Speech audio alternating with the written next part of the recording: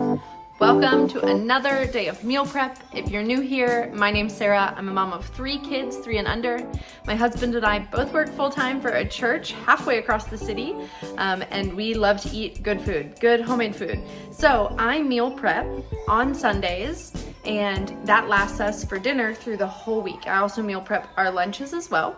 So per usual, this meal plan started on Friday when I pulled all of the meat out of the refrigerator to thaw out. And then it also started on Saturday when I boiled some corn to make our corn salsa. So today we're making just 2 things. We're making sheet pan shawarma chicken, and that's what Bryson and I will have for lunch. And then I am prepping steak taco bowls for the week as well. And then we'll also have pizza at some point. I made some barbecue pork this last week, and a great way to use it up when we're tired of just eating it how it is to make a barbecue pork pizza. So I will probably feature that in a different video. We'll just see how long this one gets. Let's go ahead and jump in. So it is Saturday, and I am just going ahead and boiling off some corn so that tomorrow I can use it. What is Bryson even doing right there? Anyways, I am just boiling off some corn so that I can use it the next day for the salsa.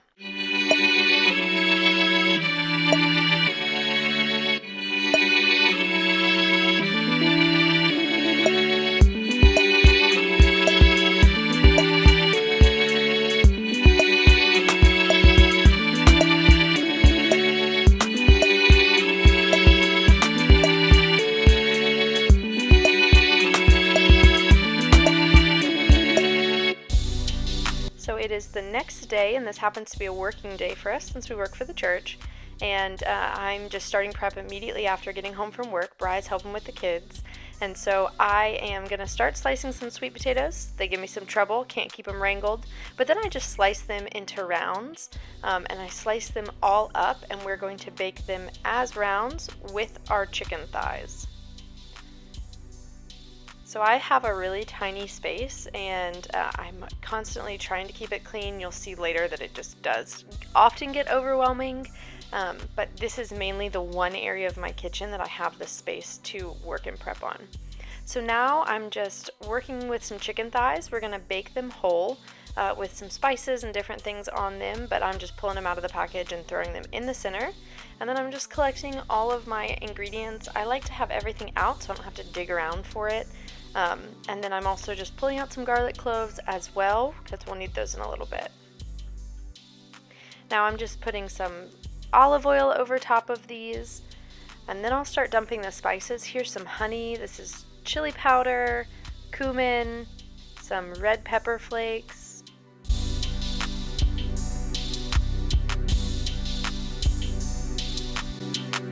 some salt from my little salt cellar. I love this so much. I bought it at Marshall's. It's the best thing ever.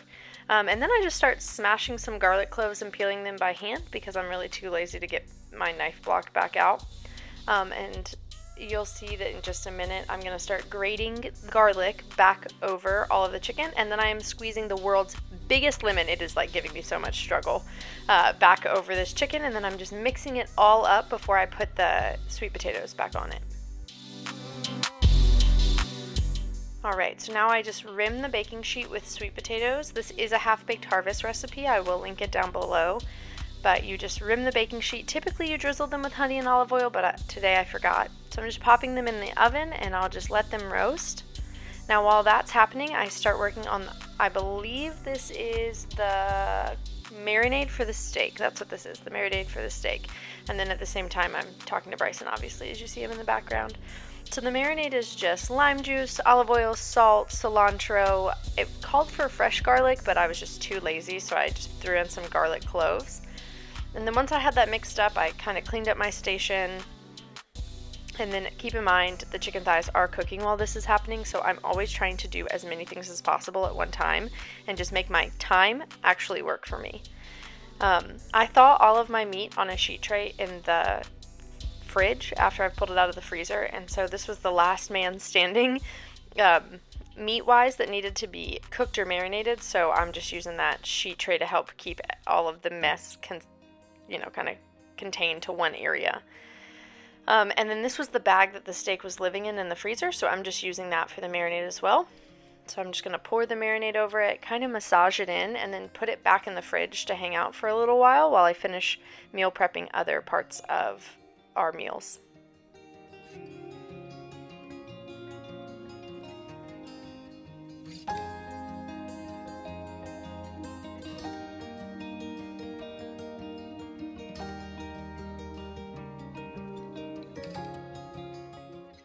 The meat is getting a good massage, that is for sure.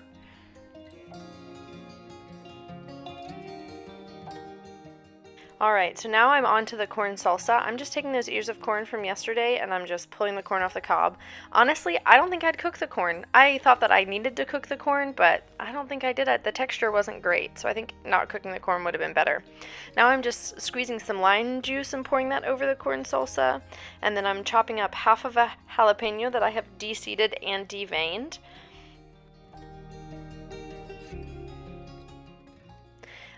During this process, the chicken was ready to be flipped. Well, not the chicken, the sweet potatoes were ready to be flipped, so it's important to flip the sweet potatoes because they get really kind of soft and really good flavor from oh look, I do flip the chicken too, interesting. The things you forget.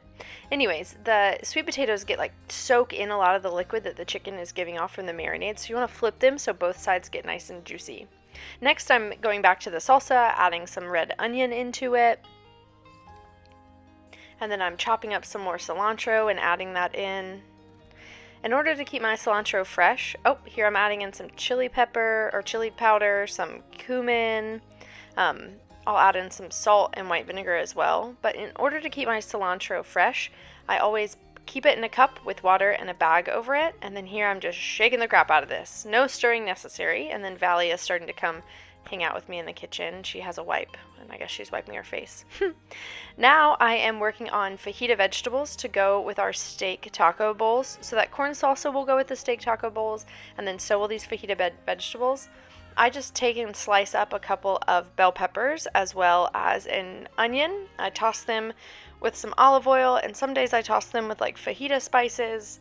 And then I take a sheet tray and I put it in the oven and let it get super hot, and then I pull that sheet tray out, and then I toss the vegetables that have been seasoned onto the sheet tray, so it like immediately starts that cooking process, and it's just it makes them really good and kind of crispy and browned.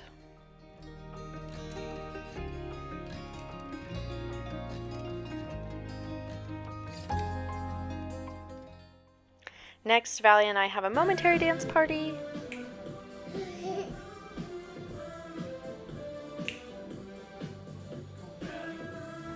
And then she decides she's over it and ditches me.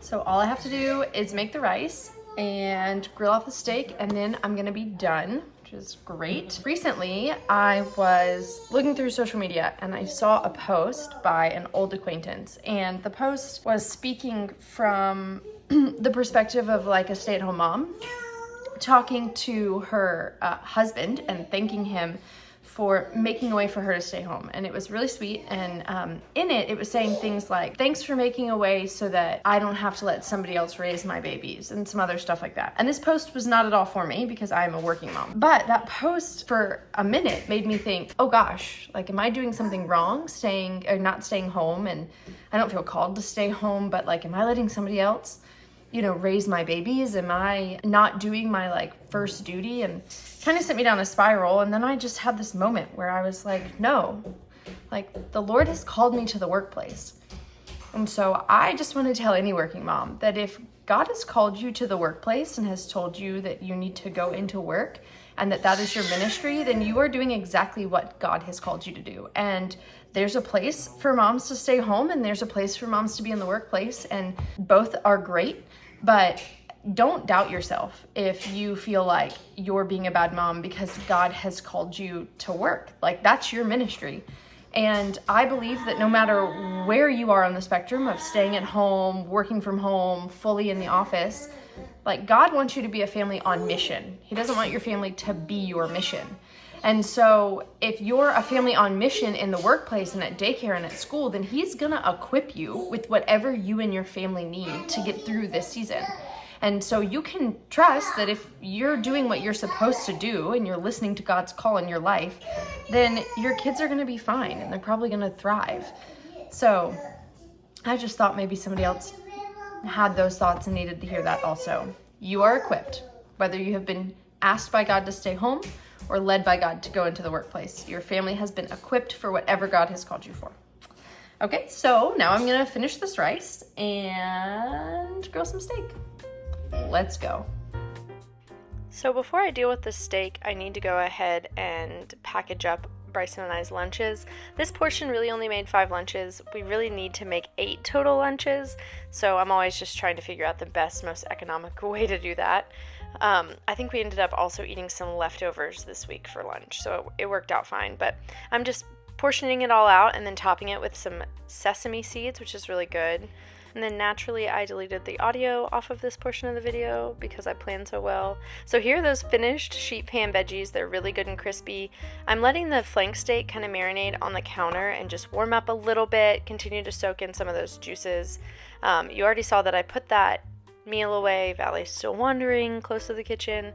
So I don't really have anything left to do for the shawarma chicken, and I'm just letting those fajita veggies rest before I go ahead and throw this flank steak into the pan, and then the rice is almost done as well.